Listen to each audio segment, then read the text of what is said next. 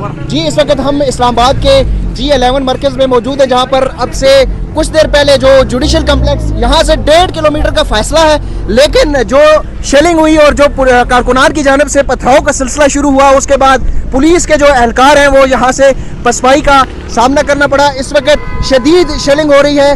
तकरीबन 5 से 7 हज़ार जो फोर्सेस थी वो जुडिशल कम्प्लेक्स के अतराफ तैनात थी, लेकिन जैसे ही कारकुनान आए तो कारकुनान ने चारों तरफ से जुडिशल कम्प्लेक्स को घेरा और पथराव का सिलसिला शुरू हुआ। और जब पुलिस ने शेलिंग का सिलसिला शुरू किया तो हवाओं का जो रुख था वो पुलिस की जानिब हुआ। इस वक्त आप देख सकते हैं कि शदीद शेलिंग का सिलसिला जारी है। तमाम मीडिया की जो गाड़ियां हैं वो निकल चुकी हैं और इस वक्त हम तकरीबन जुडिशल कम्प्लेक्स से 1.5 किलोमीटर के फासले पर मौजूद हैं।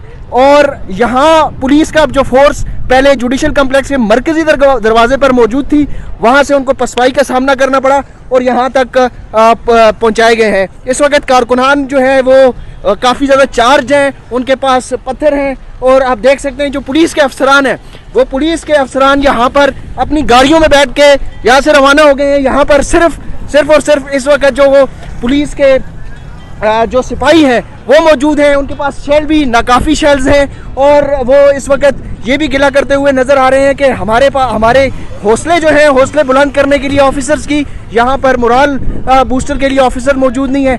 FC के कारकुनान यहाँ पर तैनात थे।